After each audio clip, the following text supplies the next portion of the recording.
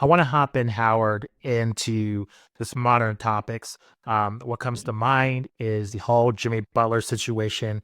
A lot of discourse. He has been suspended indefinitely from the Miami Heat. What is your thoughts on this overall situation, just in terms of one, where could he go? Two, what kind of impact is he going to have on a team? And three, his legacy. I mean, he has a track Yeah. record of this type of behavior. I would say this kind of goes in line with that. So I don't, in my opinion, I'm not sure this really harms his legacy too much. That's based on his track record. But kind of, what's your thoughts on this whole situation? I want to preface this by saying that I've always been like a big Jimmy Butler fan, even going back to when he first started to break out in Chicago. I love the way the guy plays. I love what he has generally been about. Like he has been about the highest standards, right? He plays his ass off. You never have to doubt whether you're going to get the best of Jimmy Butler up until recently. And he's this star who he's almost antithetical to most modern stars, right? He is not a heliocentric guy. He's not James Harden or Russell Westbrook, in their peak years, or even even a guy like Giannis or Luka. It's not. I'm going to take every shot. He's not going to have a usage rate climbing up into the mid 30s. He's not the greatest shooter or scorer in the world. He's more of a grinder. He's really a throwback in a lot of ways. Like he would have been perfect in the 90s, especially with his physicality and just his toughness and his brashness.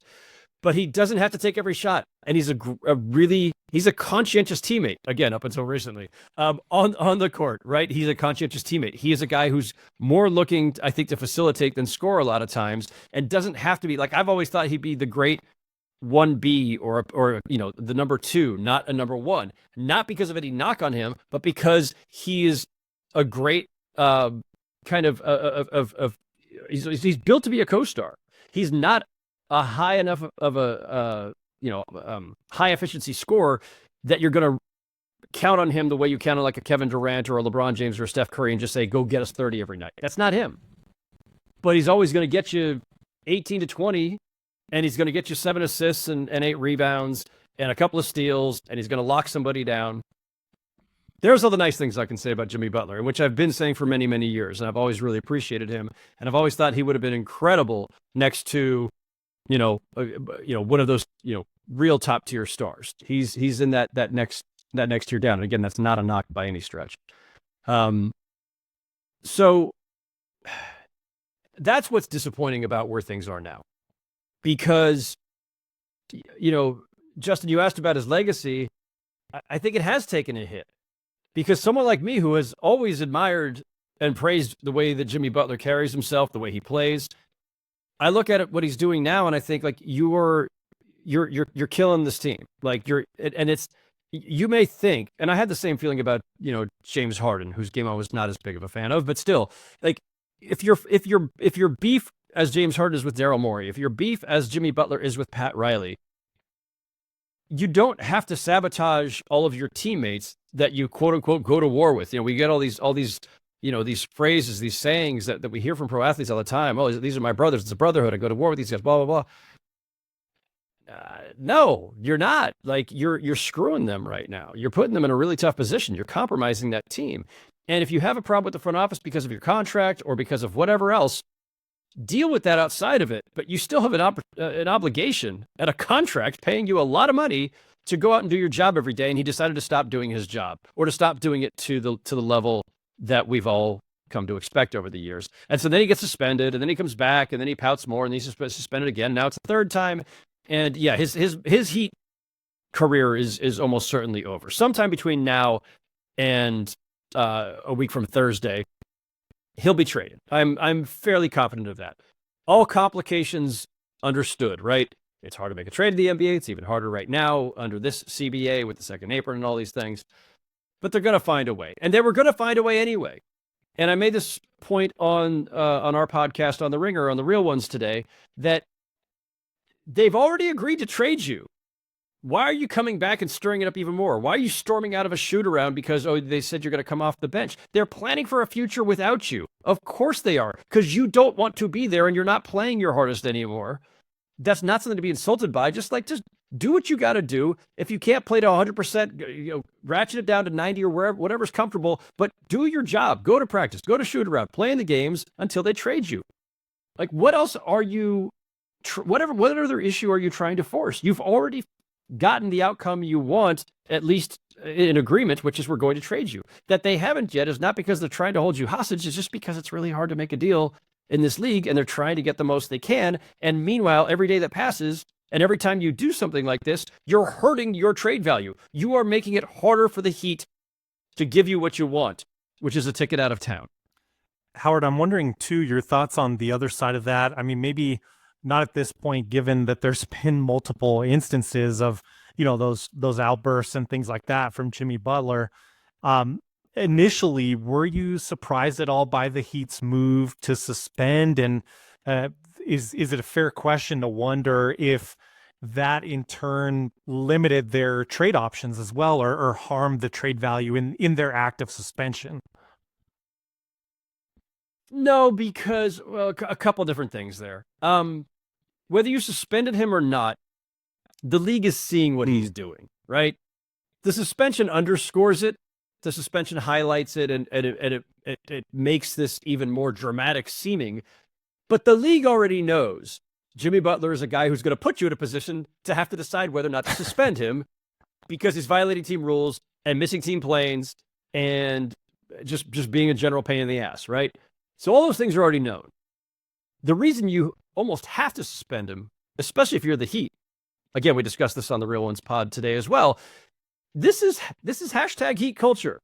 Now, we can mock it. We can say it's overdone. We can say they're smug about it and self-righteous, and it gets a little annoying and grating, and it does. But there is something real to it. And there are only a handful of teams, and this is my 28th season, there's only a handful of teams that I have covered, seen, witnessed the way they operate over the last 28 years that you could say have a definable, sustained, consistent culture in a positive way. And the Heat are one of them. And like, you can mock it, but this shit is real. And part of that is we have these rules, we have these standards, and not even the star player is allowed to violate them. And there has to be accountability, and there has to be some sort of mechanism to enforce these standards and this culture that we tout so often. Well, this is how you do it. This is Heat culture in action. I've heard people suggest that like this is an indication that Heat culture is broken.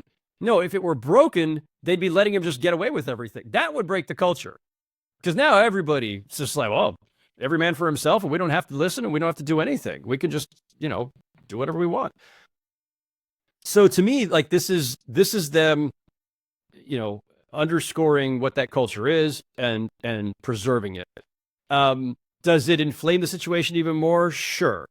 Is it yet another signal to the league that this is a player who might be disruptive for you too? Yeah, but we already knew that. We already knew that. So I think they've done pretty much what they had to do. It's not to say that the Heat have been perfect in this. And by the way, it's also not to say that Heat culture or Spurs culture or anybody else who we ascribe a good culture to, it doesn't mean they're perfect. The Spurs got sideways with Kawhi Leonard several years ago, and that ended in them having to trade Kawhi Leonard to Toronto for probably less than they would have liked to have gotten, and they surely would have liked to have kept him for the rest of his career too. These things happen. These teams are not perfect. They're run by humans, and we're all imperfect. But having a culture means enforcing the rules as best you can and holding people to account. So is there any destination that he's going to be happy? Because I see the same situation happening with all these trade destinations that he's rumored to. Golden State, Phoenix. Yeah. I'm not optimistic about his future there. So what is the best case scenario for him? I don't know. I wish I had a good answer for this. I mean, I will say when it comes to Jimmy and now people look at him as this like perpetual malcontent, understood. But just to be clear on his history, right? Like Chicago traded him because Chicago wanted to trade him. He didn't ask to be traded at that time. He didn't ask to go to Minnesota. So he ends up in Minnesota where he arguably didn't necessarily want to be. They balked at a contract, just like now, they balked at a contract extension that he wanted, and it soured him on the franchise. But he also was kind of down on Towns and Wiggins and these guys, and understandably so. Like there was it's kind of justified. All right, so he puts on a big show and he forces his way out of there. He ends up in Philly, where he fit very well, and Philly made the decision to go with Tobias Harris over him. Catastrophic decision making. And part of that too, like Ben Simmons figures into this. Like Jimmy Butler was running too much of the offense. Ben Simmons is like, no, the offense is mine. I'm the point guard. So like there was a lot of stuff going on there. So I don't blame Jimmy for that departure. There's really two big flare-ups: Minnesota and today with Miami.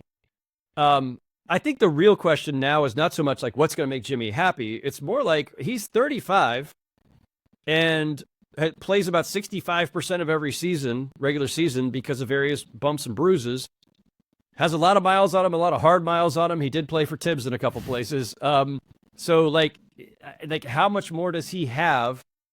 And are you a team that it makes sense to acquire him, knowing that he may only have another year or two at whatever his peak is left, and you don't know how many games you're going to get per season?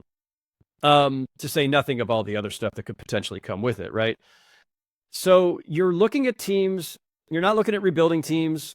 I don't think you're looking at necessarily like young, up and coming. Like people had talked about Houston. Like, does it make sense for Houston? Like I could talk myself into it. But Jimmy Butler and Ime Udoka might just kill each other. Like, talk about two hard-headed, like, badasses who aren't going to take any shit from anybody. Like, but it'd be fun to watch. And yeah, could he accelerate what they're doing with a fairly young team? You know, Fred VanVleet notwithstanding, everybody else is pretty young in that core. Maybe, but it also maybe too soon to hit the gas for that team. You know, he's not going to a rebuilding team. He's not probably going to most mid-level playoff teams. Like you want him. Ideally, he's going to a team that's like the proverbial one player away, like the team that just needs somebody to get them over the hump to contend for the title. Like Denver would be really interesting to me. I always liked the idea of him going to the Warriors because I think, again, a team that has a strong culture, and yes, again, I understand. Draymond has done things. They haven't always held Draymond accountable. But the Warriors have a definable culture and generally has withstood a lot. And they've won, 4 championships because of it. Could Jimmy, alongside Steph and Draymond, possibly get them back to another finals? I don't know, given where they are right now. This season has gotten really strange for them. But I still like the idea of Jimmy with the Warriors, but the reporting out of the Bay Area is that the Warriors are signaling they're not going to be in the Jimmy business. How many other teams are like one player away that he actually makes sense for? You know, Milwaukee is an interesting possibility. And then even you have to get into the weeds about, well, do they have what it takes to make the deal in a two-way deal? And, I think ultimately wherever Jimmy ends up, and I think a lot of people around the league still feel like it's somehow going to end up being Phoenix.